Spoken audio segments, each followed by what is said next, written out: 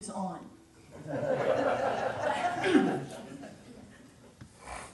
And thank you to those I've encountered here at Mount Carmel so far today for your generous and hospitable welcome. I am feeling embraced by this community and excited about sharing with you some thoughts I have about this text that Daniel has chosen for his ordination day. And so here we go. Stars, luminous, incandescent. They encrypt the night skies with mystery and then steal away into the morning light.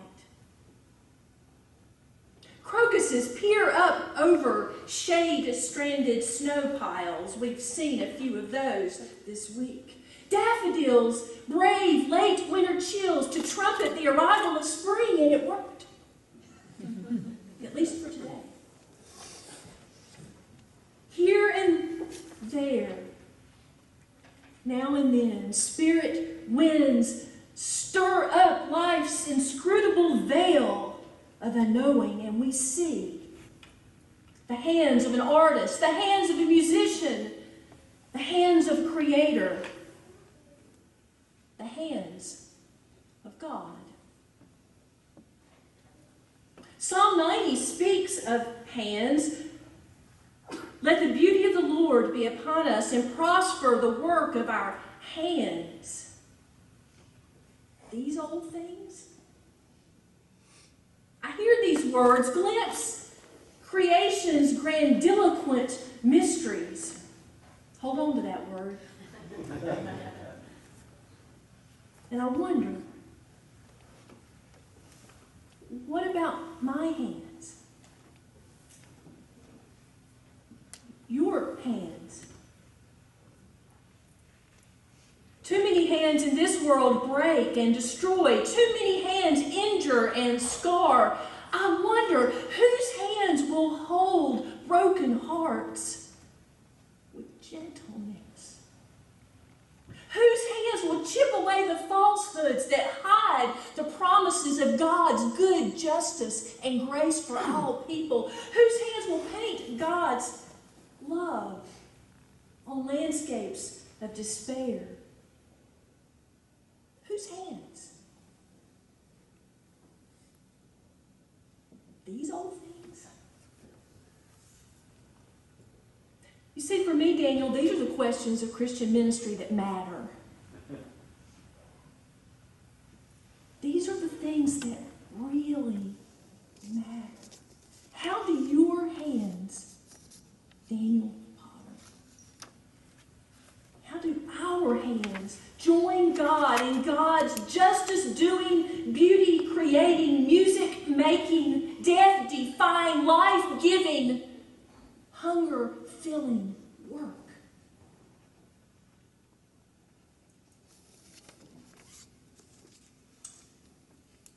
A man took and sowed a seed in a field.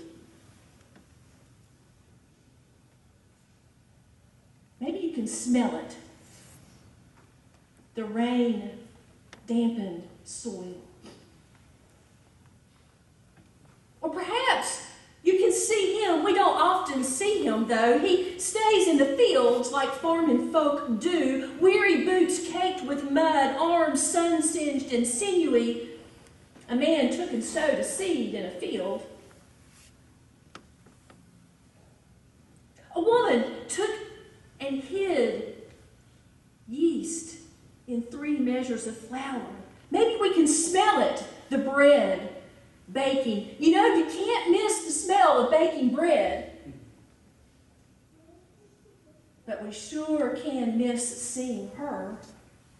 She stays in the kitchen, where the ovens are hot and flour fogs the air. A woman took and hid yeast in 3 measures of flour. A man took and sowed a seed in a field. Why are these two characters important on Daniel's ordination day, or to the truths of gospel resurrection or to the ways we need to change this crazy, chaotic, broken, messed up world, what do these two characters, a man who took and sowed and a woman who took and hid, what do they have to do with gospel ministry today? Well, Matthew tells us why they're here. Jesus' parables proclaim what has been hidden since the foundation of the world. Something hidden?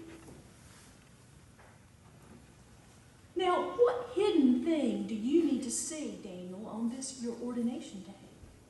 What hidden thing do we need to see if we are to stir up again the possibilities of Christian gospel resurrection life in the 21st century? Something hidden? Hands. And there they are. They are strong hands, durable hands. She is up to her elbows in 30 pounds of flour. A stray wisp of hair falls across her flushed face as she works the dough. No bread machine in this parable. Hands and forearms move forward and back and forward, relentless, fierce somehow, but graceful. She's right there in Matthew 13:33, one verse. I never noticed her. The yeast is like the kingdom of heaven, those in the know say. And who wouldn't notice the heavenly yeast? Isn't the yeast in the kingdom of heaven the point of the parable? Who notices her? But there she is. A eukaryotic microorganism hides her. I had to look that up. Yeast. Eukaryotic microorganism. Yeast hides her, but it is her hands that hide that microorganism in enough dough to feed 150 people their fill of bread.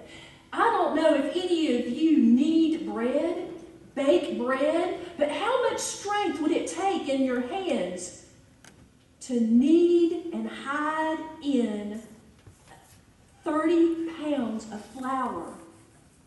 That much yeast.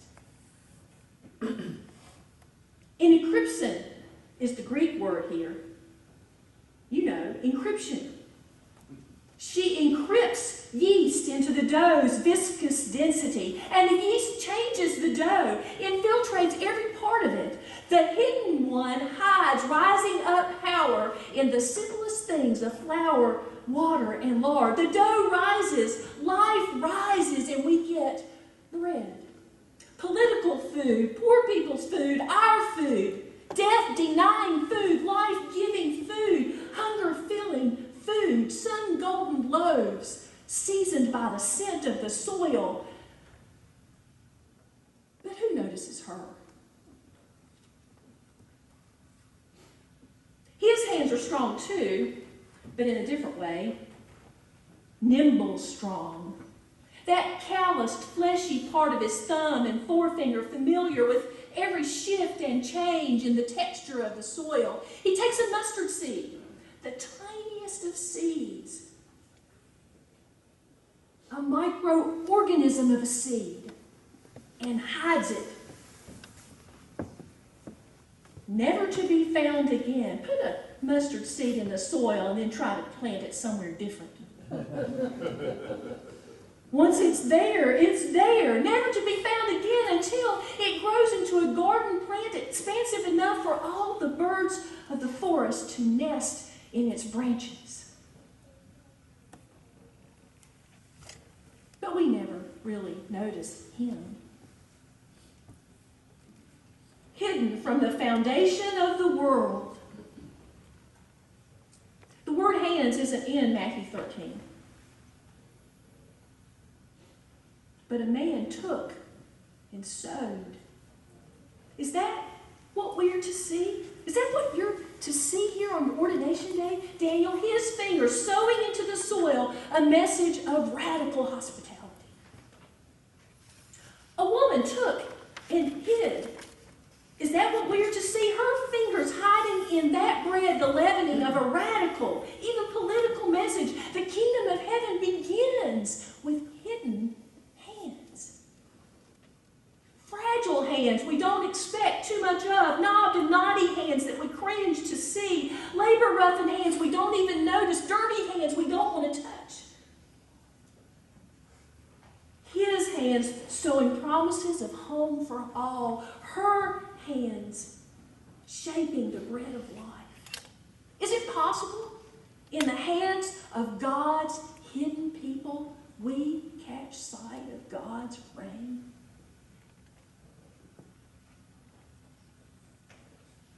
I wonder, what about our hands?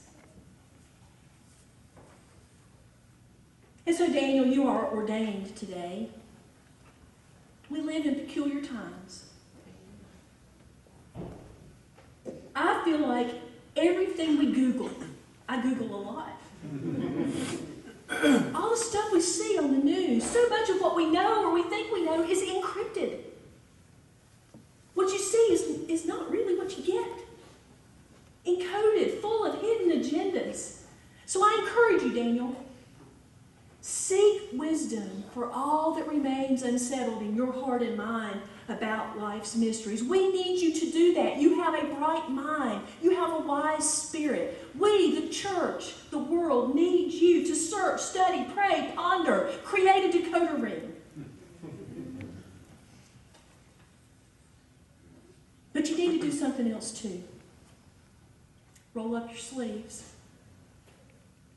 Plant tiny seeds and believe that they will grow more than you thought they would. And then get up to your elbows in life and ministry's sticky dough. And I will tell you, ministry has some sticky dough.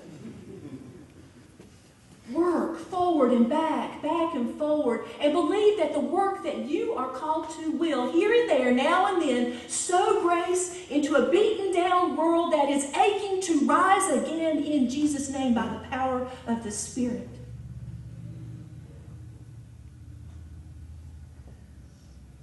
And have faith in all that Jesus promises in these stories, and trust that the radical love that Jesus lived out lives in you. And one more thing. Take a moment. You're going to need a moment. All that forward and back and working. Take a moment. Rest your hand in Rachel's. Celebrate joy-filled days and find rest for wearying days. And together, the two of you, remember this day. I'll tell you why. When I went to be a pastor in Rockbridge County, Virginia, I met a man there whose name was John Thomas. I didn't like him. He was in my church. That's bad. I was his pastor. Every Sunday morning he got to church before I did and made sure I knew that I should have gotten there before he did. He met me at the door with his hand stuck out. "Morning, preacher." I didn't like him. When I was ordained, he was there. I'd been called to that church and he laid hands on me. It was odd. One day I went to visit him at his house. His wife was dying of cancer. He was out in his garden, big old gardener. I was young, didn't know what to say. Probably wouldn't know what to say now that I'm not so young. Who knows what to say when someone's wife, who they've been married to for 47 years, is dying of cancer? He said, "Preacher, you want to help me pick these beans?" And somewhere in the rows, with the beans in my hands and the dirt on his hands, I fell in love with John Thomas. And even today, I can feel the touch of his hand on my shoulder as someone whose hands help me to rise up when I am beaten down. He sowed a seed in a field, and nobody noticed, not even me. In a few moments, you're going to feel the touch of hands. Gentle hands that have maybe put Hello Kitty Band-Aids on scraped knees. Arthritic hands that knit or build or garden through the pain. Large hands that have held tiny hands as first steps were taken. Hands that calm with a touch or write with a flair or feed with a fierce desire that nobody else will ever go hungry again. Those hands, these hands of these people will touch you, Daniel, with that ancient ordaining touch that says, we affirm you and celebrate your calling. Always remember those hands. And yes, remember, a man took and sowed a seed. A woman took and hid some yeast. Isn't that just the way of the gospel? That might just be what's been hidden since the foundation of the world, and we've spent all these years trying to theologize and philosophize and figure it out. And that's what it is. God's reign, God's justice, God's good grace and love for all people lives and grows right here in my hands. Your hands, all of our hands holding within them God's grace. All of our hands, the hands of God. And to that work of hand holding and touching and lifting